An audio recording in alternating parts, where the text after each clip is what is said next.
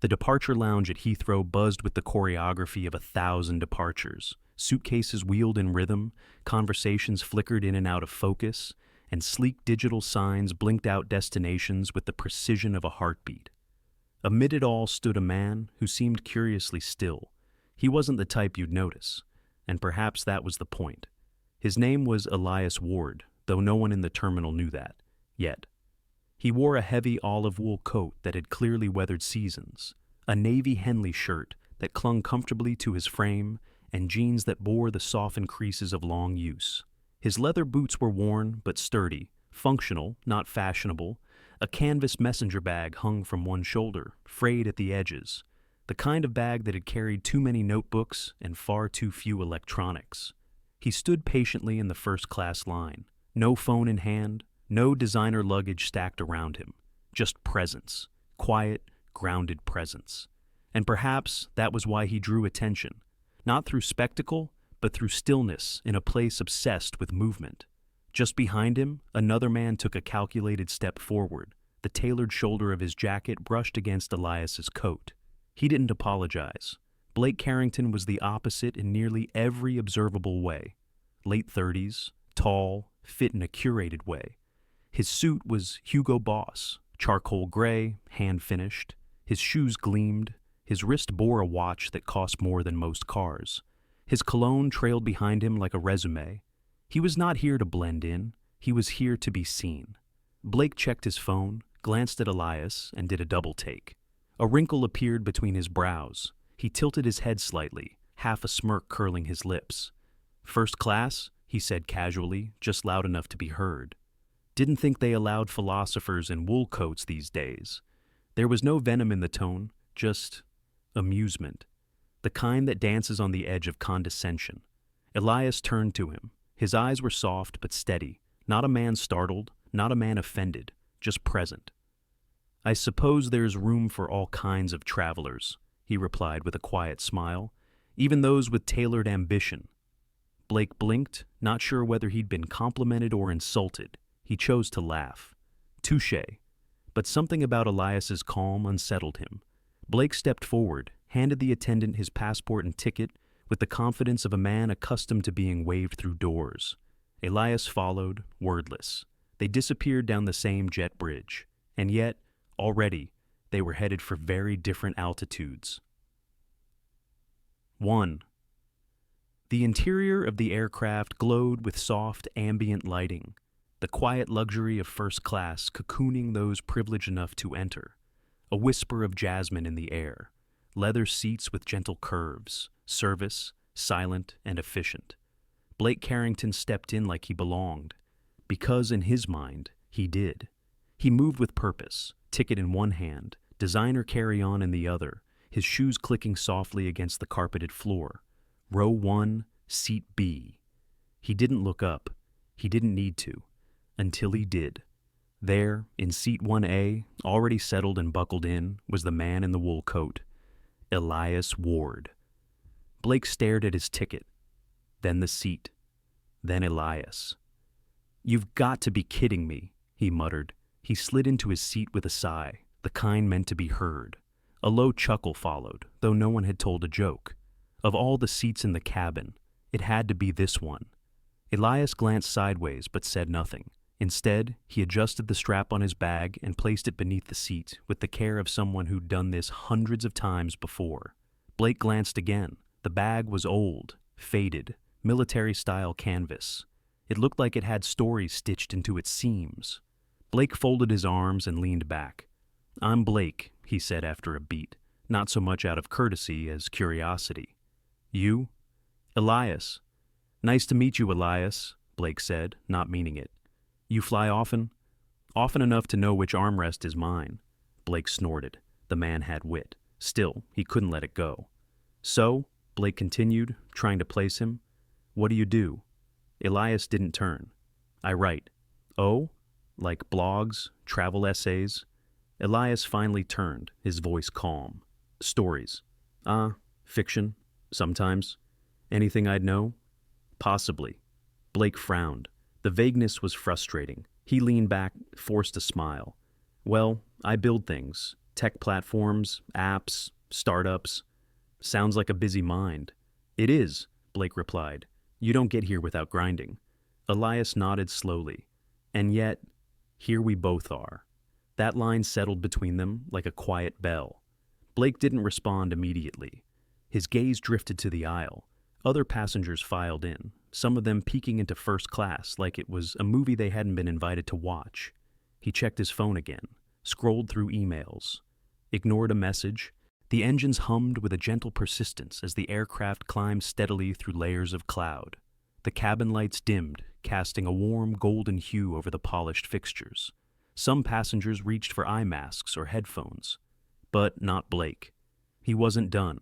He turned toward Elias again, the curiosity, or maybe irritation, still simmering in his voice. You know, I meant what I said. Not everyone fits here. Elias didn't open his eyes. Here, as in first class? As in spaces that come with certain expectations. You don't exactly project the usual vibe.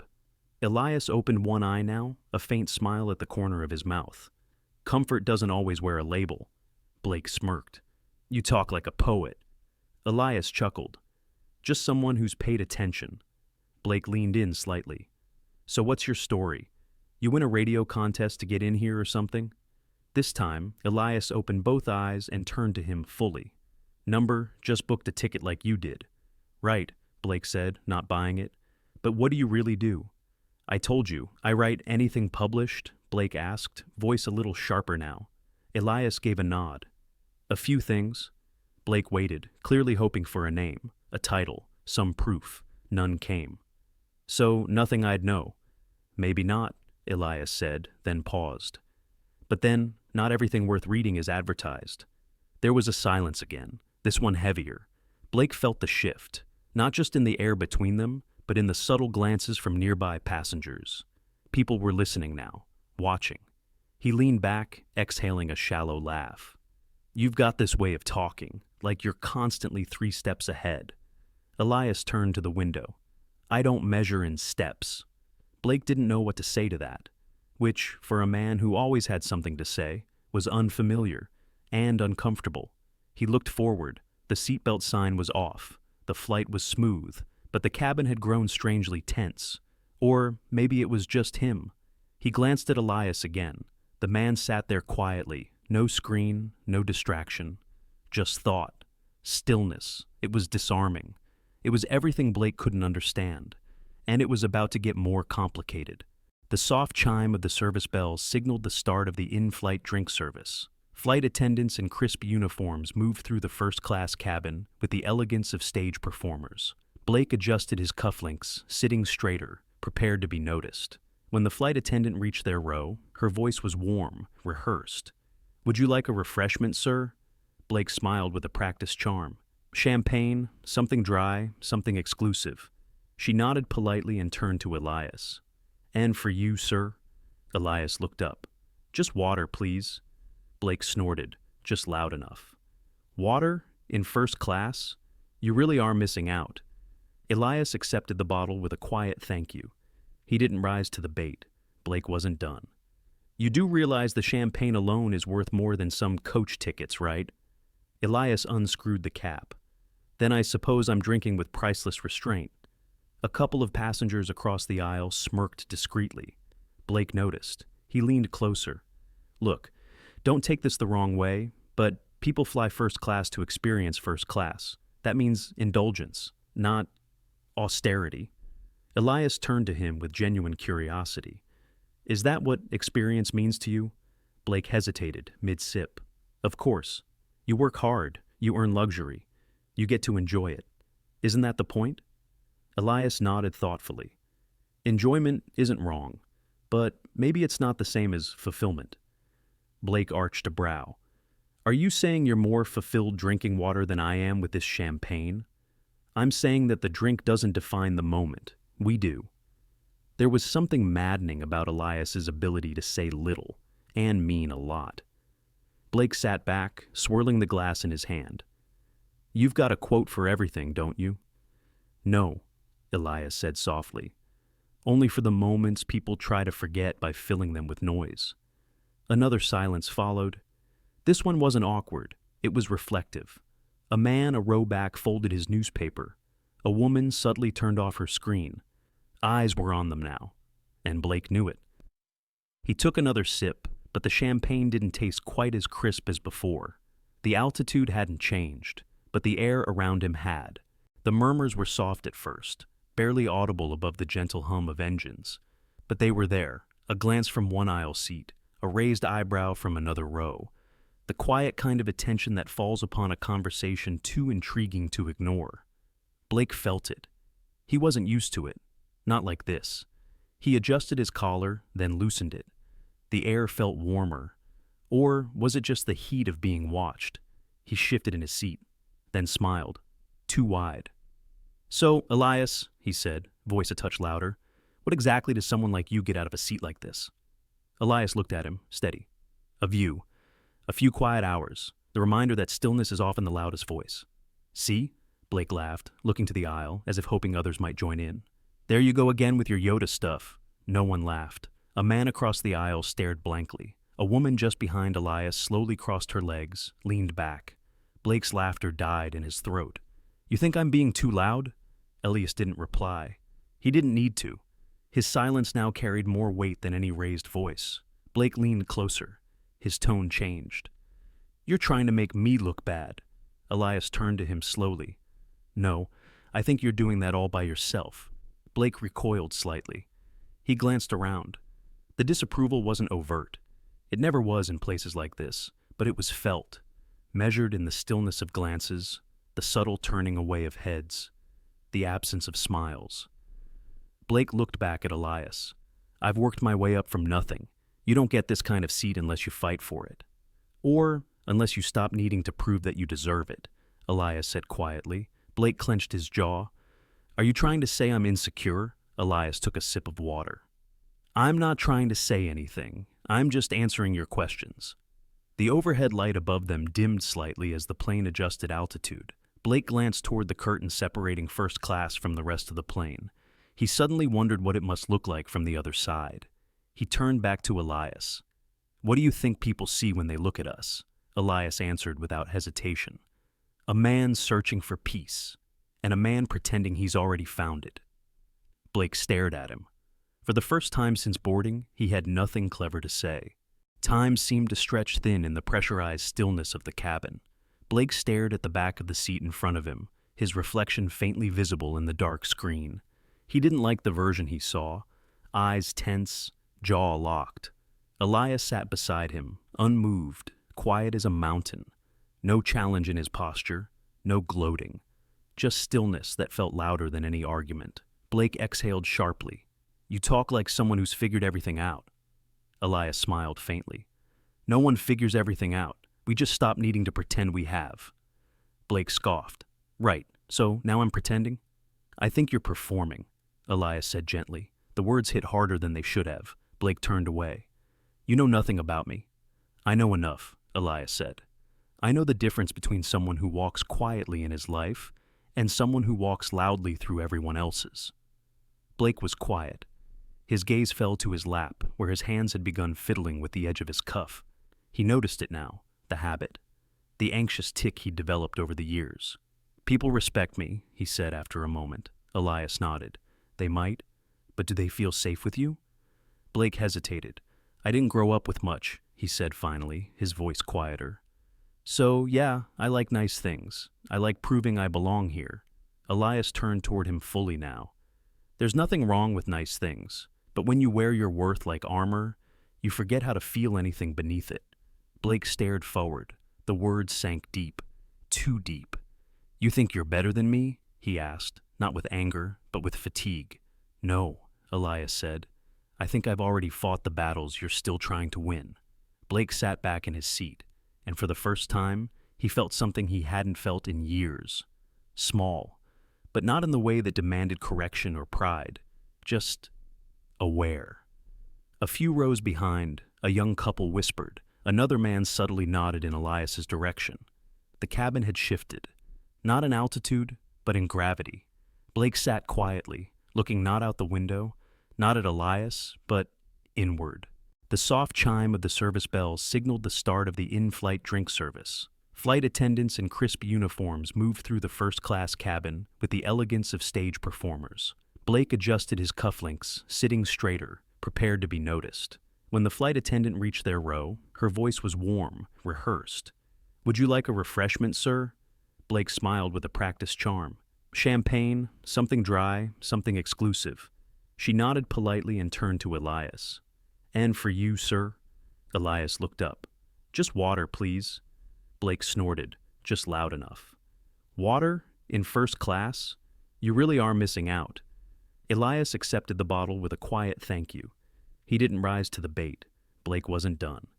"You do realize the champagne alone is worth more than some coach tickets, right?" Elias unscrewed the cap. "Then I suppose I'm drinking with priceless restraint." A couple of passengers across the aisle smirked discreetly. Blake noticed. He leaned closer. "Look, don't take this the wrong way, but people fly first class to experience first class. That means indulgence, not austerity." Elias turned to him with genuine curiosity. "Is that what experience means to you?" Blake hesitated, mid-sip. "Of course.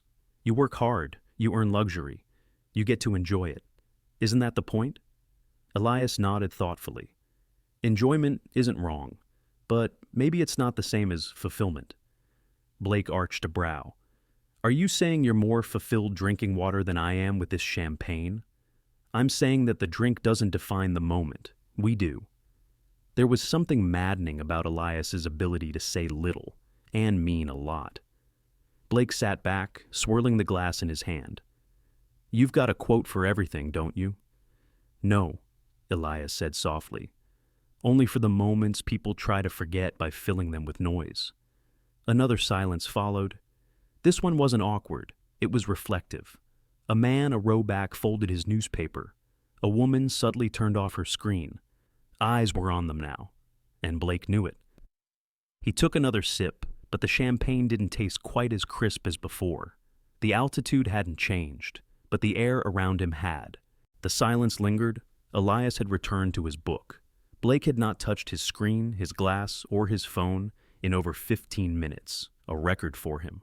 Something in him buzzed uncomfortably, like a warning light blinking just beneath the skin. He leaned forward, elbows on his knees. "You think you've got me all figured out, huh?" Elias didn't look up. "No, I think you've been trying to figure yourself out. I'm just listening." Blake's voice dropped. "Listening like some kind of guru, or judging me quietly like the rest of this cabin?" "I'm not judging," Elias said calmly. "I'm observing, and I'm offering something you don't get often in your world." "What's that?" Blake snapped. "Silence. Space." Blake stood abruptly. The motion startled a nearby passenger. A wine glass clinked lightly against a tray. "You know what I see when I look at you?" Blake's voice had risen. "A man who hides behind riddles, who acts above it all, but buys the same seat as me." Elias looked up. His voice remained even. "We paid the same fare, but we're traveling very different journeys." That did it. Blake's voice broke. "You think you're better than me, don't you?" The cabin had gone still. Even the attendants paused. Elias didn't blink. "No, I think you're scared that I don't need to prove anything." Blake's hand clenched around the armrest. "You don't know me. You don't know what I've had to fight through." "I don't," Elias admitted, "but I know that the loudest rooms are often filled with the loneliest people." Blake's breath caught in his throat. He turned sharply and knocked over his champagne glass. It tumbled onto the floor with a muted crash. A gasp. A murmur. Everyone was watching now. The man who once filled every inch of space with confidence was cracking. The flight attendant appeared beside them, polite concern on her face. "Is everything all right here?" Blake was flushed, sweating slightly. Elias looked at her gently. "Everything's fine. We're just adjusting to the altitude." She nodded, sensing the current in the air.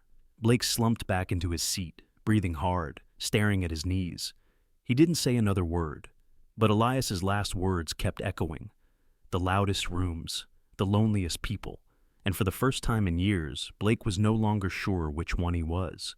The quiet between them now felt different. Not the silence of discomfort, but of slow awakening, of things being pieced together. Blake sat with his hands folded, fingers twitching slightly. He looked straight ahead, then sideways, then finally back to Elias. "I need to say something," he said, voice low. Elias turned to him, calm as ever. "I need to apologize," Blake continued. "Not because of who you are, not because you're famous, but because I acted like an ass. I was arrogant, and I didn't even try to see past what I thought I knew." Elias studied him for a moment, then nodded slowly. "Thank you. I appreciate that." Blake looked down, almost surprised by the gentleness of the response. "I thought I had to perform all the time," Blake said. "That the world was just a room I had to keep proving myself in." Elias looked out the window. "A lot of us are taught that, but there's a freedom in letting that go." Blake gave a small, bitter chuckle. "It's hard, stripping off the armor." "It is," Elias agreed. "But it's the only way you'll ever really feel the wind on your skin." Blake smiled faintly. "It wasn't forced this time. Everything you've said, it's stuck. It's made me rethink things." Elias turned to him again, eyes kind. "Then it was worth the turbulence." There was a beat of silence. Then Elias added, "Sometimes what we search for most in the world is what we find least within ourselves." Blake nodded, the words sinking deep. "I think I've been searching for something for a long time. I just didn't know what." "Maybe now you do." The cabin lights dimmed slightly in preparation for landing. The captain's voice came overhead, announcing descent. But for Blake, something else was coming down too, his walls, and what rose in their place was quieter, but stronger. The plane touched down with a soft jolt, rubber whispering against tarmac, and the reverse thrust humming like an exhale. First class began to stir, but Elias remained still. Blake sat beside him, hands in his lap, no longer checking his phone, no longer concerned about appearances. For once, his mind wasn't running ahead. It was simply where he was. The doors opened, passengers rose, reaching for bags and jackets, the usual scramble to reclaim ground. Elias stood without rush, his messenger bag slung over one shoulder. He moved with the grace of someone who didn't need to hurry, because nothing essential was ever in danger of being lost. Blake rose too, hesitating. He turned toward Elias. "I don't think this was just a coincidence," he said. "You being here?" Elias looked at him, thoughtful. "Life has a way of seating us beside the lessons we need." Blake smiled, a real one this time. "Safe travels, Elias." Elias offered his hand. "And a better arrival."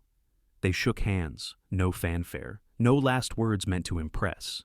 Just the simple dignity of connection. Blake watched as Elias stepped off the plane.